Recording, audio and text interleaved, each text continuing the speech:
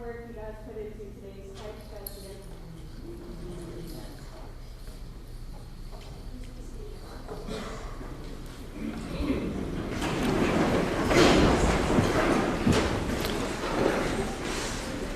May it please your honor, the House of Assembly has elected me as their speaker.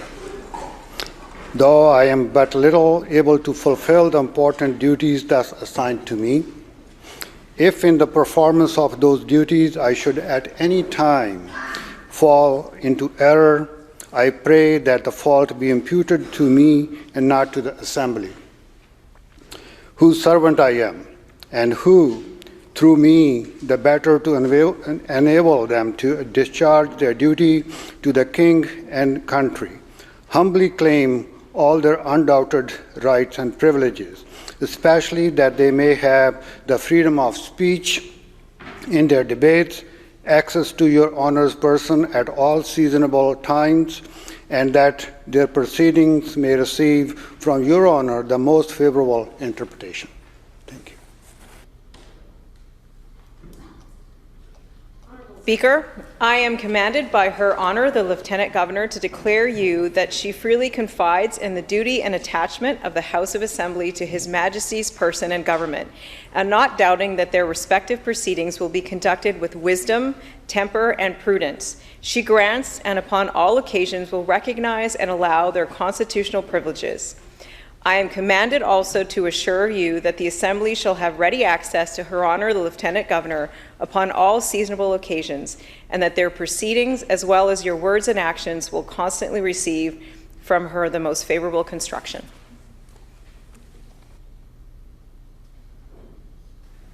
Good afternoon, Mr. Speaker, honorable members, elders, chiefs, veterans, uniformed service members, leaders, and distinguished guests. I would like to start by acknowledging the Lekwungen peoples, the Songhees, and Esquimalt nations upon whose territories we are gathered here today. Thank you to the Lekwungen traditional dancers, Elder Frank George from the Songhees Nation, and Elder Mary Ann Thomas from the Esquimalt Nation for starting us off in a really good way. I am pleased to deliver my first speech from the throne, laying out your government's plan to defend British Columbians in uncertain times. A plan to make sure people here can thrive, no matter what the world throws at us, and to secure a brighter future for everyone who calls this beautiful place home. I am honored to carry on what has become a tradition in this place, remembering some of the remarkable lives we have lost during the past year. We mourn Iona Caponolo, British Columbia's 27th Lieutenant Governor. We mourn Hereditary Chief Hemus Klalilikla of Kwalkiko-Lu-Tu First Nation. Known as Bill Wilson, he was a fearless advocate for First Nations rights and freedoms. We also mourn other Indigenous leaders, including Simigit Hemus, Chief Chester Moore of Niska Nation, as well as Elder Cody Gus of Sechot First Nation, and Elder Josie Paul and her daughter, Elder Edie Frederick of Klekley-Dene First Nation. We mourn Nilo Edwards, the first Executive Director and CEO of the First Nations Major Projects Coalition. Edwards was a visionary leader who believed in the power of partnerships and shared prosperity.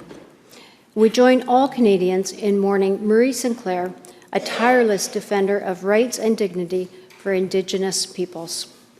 From the world of music, we mourn classical guitarist Alexander Dunn, rock drummer Rocket Norden, the musician Nell Smith, clarinetist Phil Nimmons, and Eleanor Collins, Canada's First Lady of Jazz. We mourn the artists Joe Average and Anna Banana, as we do the writers Daryl J. McLeod, Roy Meeke, Stan Persky, and Maria Tippett. From the world of sports, we mourn curling's Tim Horrigan, baseball's Kay Kaminski, sprinters Peter Ogilvie, and Joy Yakabauchi, and Jerry James, who played hockey and football. From the worlds of medicine and science, we mourn dermatologist Dr. Alistair Carruthers and sports medicine Dr. Jack Taunton. We also mourn psychologist Sue Johnson.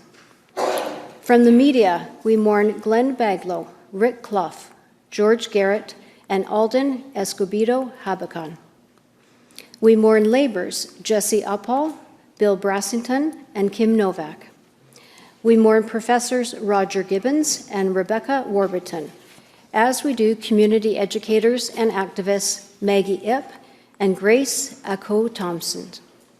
We mourn Fire Captain Ron Hedgedus, as we do mourn those who have served in the armed forces during wartime, as did John Hillman, Bill Cameron, Kenneth Lett, and Peter Goodwin Chance. We mourn significant leaders who have made an indelible mark on our country. We mourn former Premier John Horgan, who guided us through a global pandemic, and also former Prime Minister Brian Mulroney, who strengthened our trading relationship with the United States. We mourn other former members of Parliament from British Columbia, John Fraser and Chuck Straw. And we mourn other members who served in this legislature: Dan Coulter, Tony Brummett, Russell Fraser, Gerard Jansen, Dennis McKay, Shannon O'Neill, and Bob Williams. We mourn and reflect on the loss of so many British Columbians from toxic drugs, and we mourn those who lost their lives on the job. To all who lost loved ones over the past year, we extend our sympathies and condolences. We acknowledge and share your grief.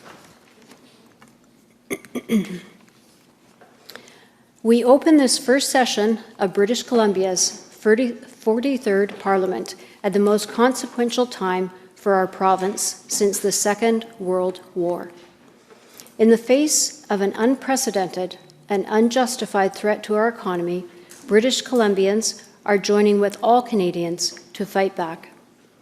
We've come together to support each other and stand up for our country. We are saying with one united voice, we will never be the 51st state, not now or ever. Instead, we will take our destiny into our own hands by building on our strengths.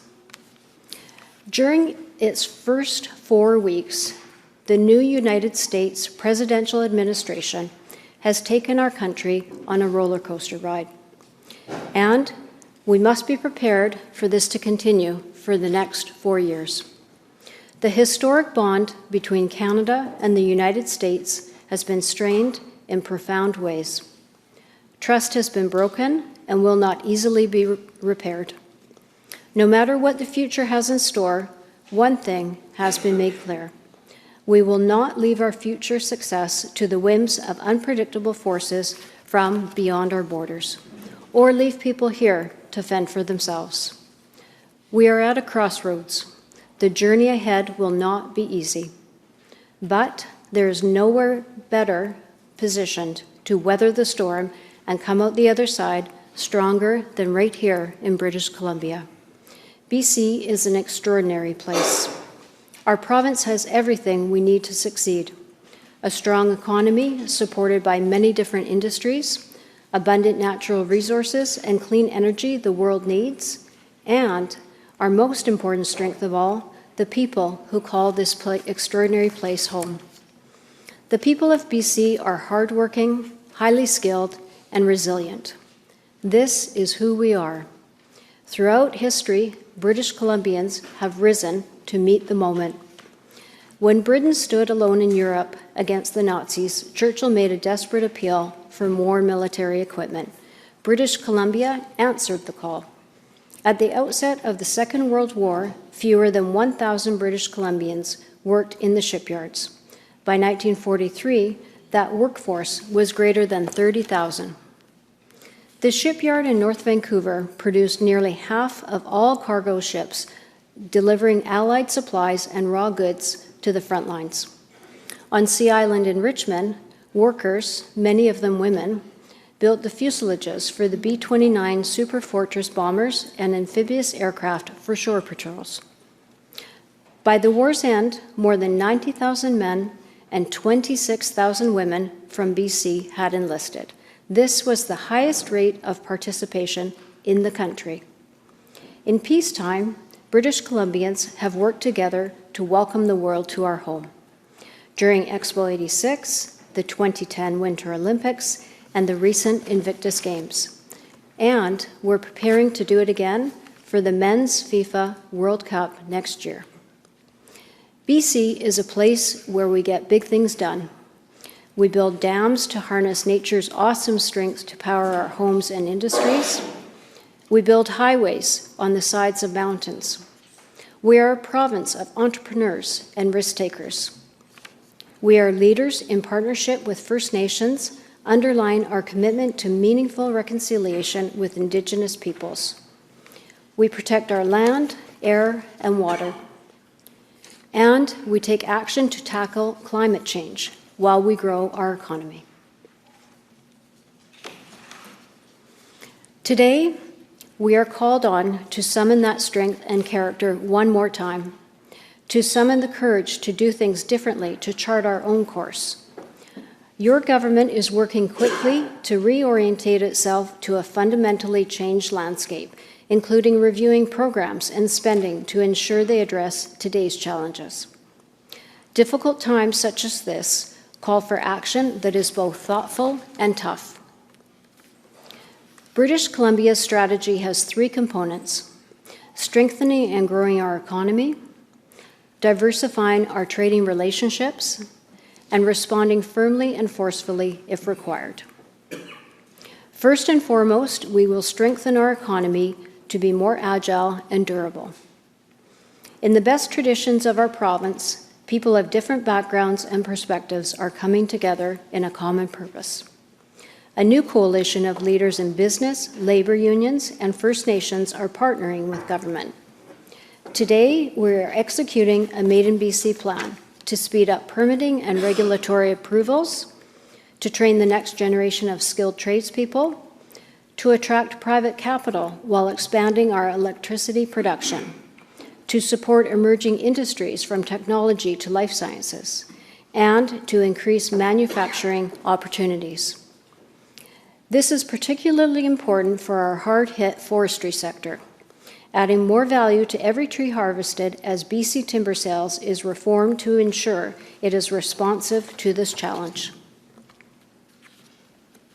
Working together to grow a stronger, more self-sufficient economy here at home is our top priority. To unlock the incredible potential here in British Columbia, your government is expediting an initial 18 major projects. They include natural gas and clean energy, as well as critical mineral and mining projects worth $20 billion in investment. 12 of them are majority First Nations owned. These projects are estimated to create more than 8,000 jobs and support families, especially in northern and rural communities. Late last year, the green light was given to 9 new clean energy projects, which will boost BC Hydro's current electricity supply by 8%, enough to power 500,000 homes. This will generate between $5 billion and $6 billion in private capital spending throughout the province, creating 2,000 jobs during construction. And 8 of the 9 successful clean energy projects will have 51% First Nations equity ownership. To get this essential electricity online faster, new wind power projects will be exempt from the environmental assessment process, prioritizing efficiency and regulating in a way that makes sense while continuing to ensure our high standards are met. A stable supply of clean and affordable energy is essential to power economic growth while protecting our land and water for our children. This session, legislation will be introduced to allow the BC Energy Regulator to act as the one window for permits necessary to support the North Coast transmission line, in addition to other important electricity transmission projects, new wind and solar. The BC Energy Regulator has shown success at getting projects moving quickly while maintaining strong standards. This will ensure we build the line sooner and in partnership with First Nations along the route. Your government will eliminate unnecessary red tape and break down barriers to growth. Good progress has been made in housing, where BC is breaking down barriers preventing the construction of middle-class homes. And we're making progress in mining, where major project review timelines have been reduced by more than 35%. Now we are accelerating that work while applying those lessons to other sectors, such as construction, forestry, and agriculture, all of which are foundational to our success as a province. Every minister has been giving marching orders to speed up permit approvals to get job-creating projects built in partnership with First Nations, communities, and businesses throughout the province. Beyond natural resources and our strength in new technologies, our province is home to one of the busiest film and television production centers in North America. Budget 2025 will include tax credits to ensure our province remains a destination of choice for filmmakers in Canada and around the globe, while employing BC's world-class skilled film crews. This highly anticipated change is already attracting new production deals. As we grow our economy and build here at home, we will diversify to whom we sell our products around the world. That means expanding and strengthening our business relationships with countries in Asia, Europe, and beyond. Here again, British Columbia is very well positioned. As the West Coast gateway to Asia and major global centers, our ports are some of the busiest in Canada. We are less exposed to the U.S. market than other provinces, but we know more needs to be done. Your government will upgrade transportation infrastructure, improve supply chains, and make sure businesses have ample industrial land. This is crucial to stay competitive on the world stage and reach new markets efficiently. New trade missions will help BC businesses build strong economic partnerships around the world. We will also break down trade barriers within Canada. British Columbia has led the way on this front for years, most recently by securing a deal with our wineries to sell directly to customers in Alberta. Discussions are also underway with Alberta for greater cooperation and alignment on a range of issues. Underpinning this work is an imperative to stay strong and united as a country through uncertainty with the United States. The bottom line is this: it should not be easier to buy and sell with Washington State than with our Canadian friends and neighbors. This must change, and change it will. While we grow and strengthen our economy, the threat to our sovereignty remains. We stand strong and united. As a country, Canada must be prepared to fight back, if necessary, to prevent a trade war. British Columbia is thoughtfully and directly making the case against tariffs to our many friends in the United States. A tariff war would be devastating to families on both sides of the border. Tariffs on top of softwood lumber duties would increase the price of homes for Americans. A tax on our food exports would mean expensive groceries at the checkout for working families in the United States. Your government is using all channels available to convince American decision makers we are better as a team. We are better when we work together and focus on areas of shared concern for both countries, including border security and toxic drugs such as fentanyl. Too many people in both of our countries have lost loved ones to the toxic drug crisis. Just like Americans, our hearts are filled with rage at the predators who move precursor chemicals and lethal drugs into our country. Your government is eager to work with other jurisdictions in going after the transnational criminal organizations trafficking in death and building on our efforts to stop gangs from taking away their fast cars and fancy homes. BC will also continue treating addiction as a health issue, connecting people to treatment and taking new steps to provide secure care for people struggling with brain injuries, mental illness, and severe addiction. These issues must be priorities for all governments in North America, but should not be used as a pretext for destructive tariffs. As a country, Canada must be ready to fight back if necessary. BC will respond to any economic attack on our families firmly and forcefully as part of a united Team Canada effort.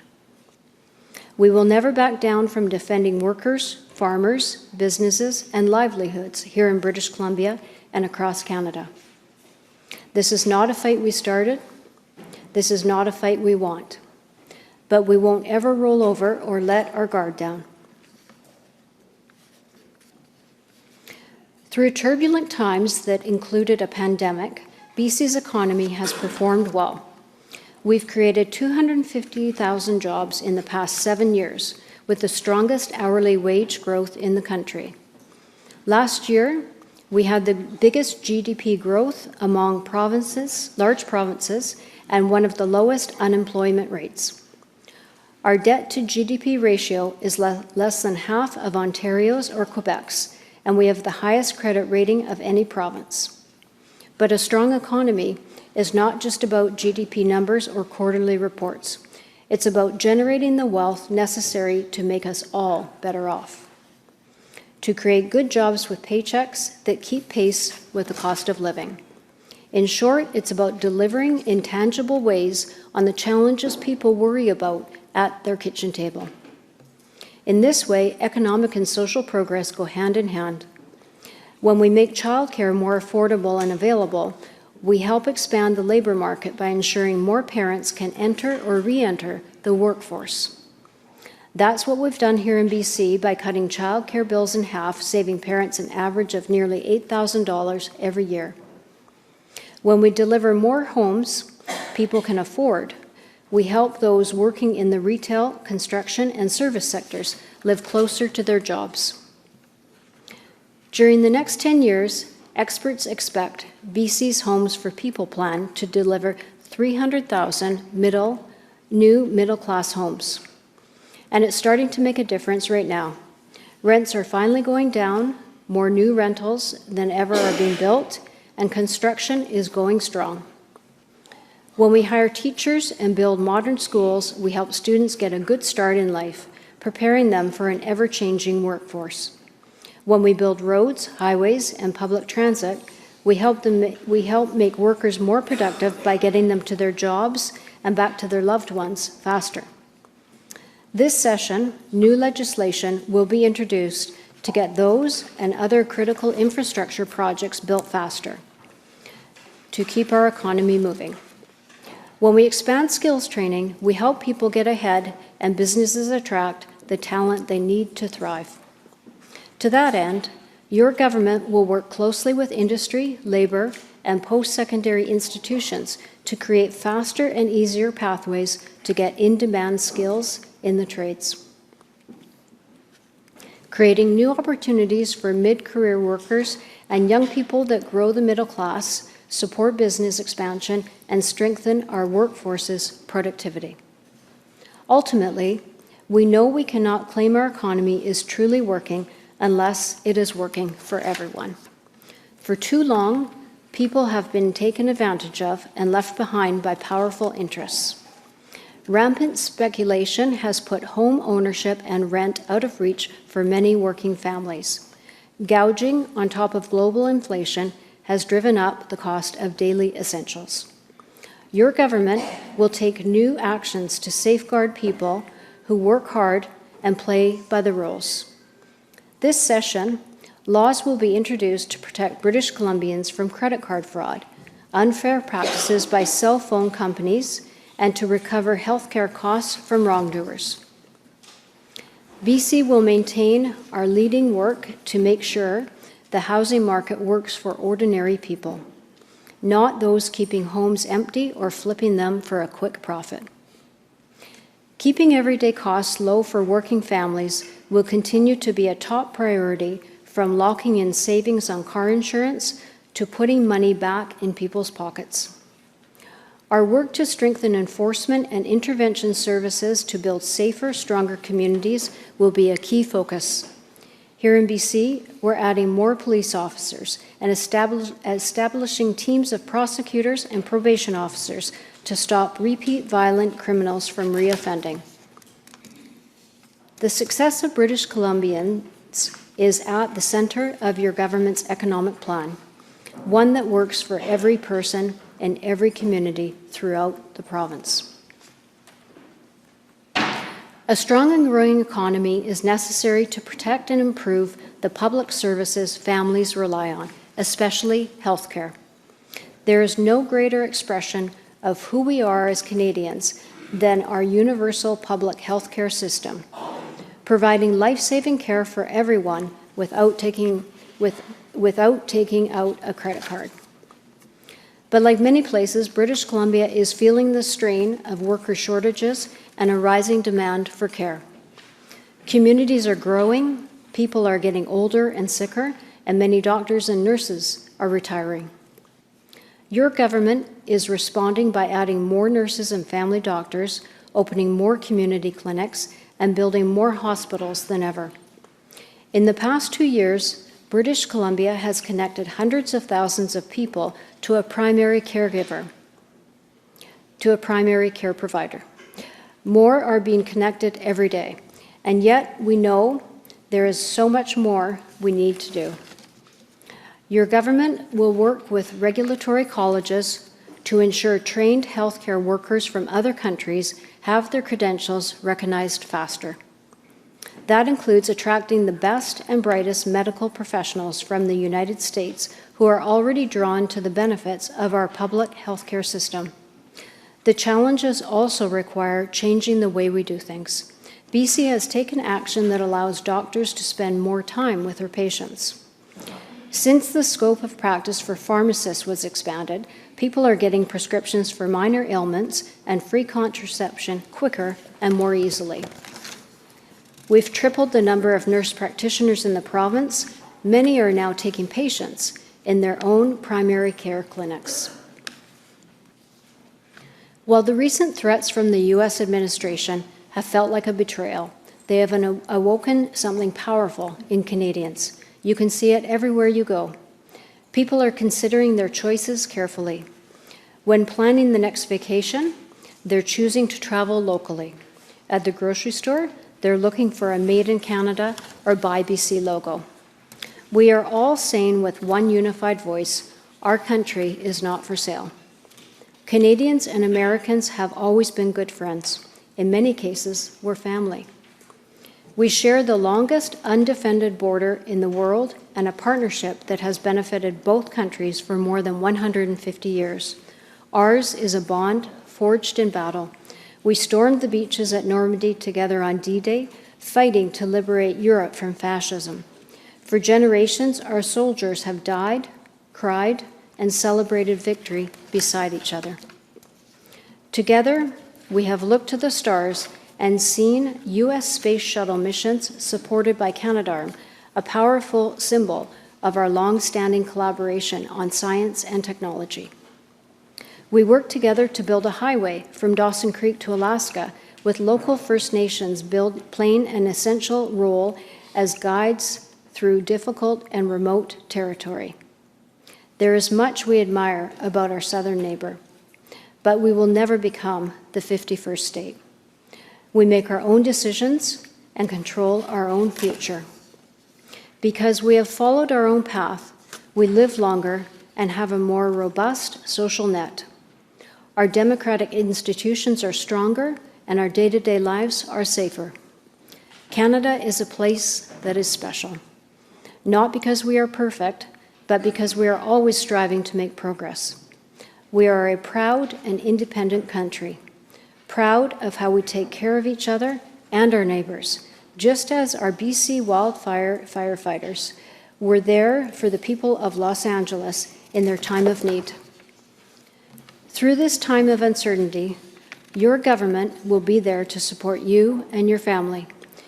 As proud British Columbians and Canadians, we are called on to meet this moment the same way we always do, by working together and looking out for each other. Together, we will build a stronger, more secure future. here in the best province in the greatest country in the world, the true North, strong and free. On just a very quick personal note, I would like to thank you. It's been my sincere pleasure to deliver my first throne speech in this chamber. I think I join about 61% of you as being a newbie. And I really thank you all for your service. I especially thank your families for their support of you being here for your service. And I wish you all the very best sincerely to embark together in this first session of the 43rd Parliament here in beautiful British Columbia. And I'm very proud of you all because you've joined me in doing this without the 7th inning stretch.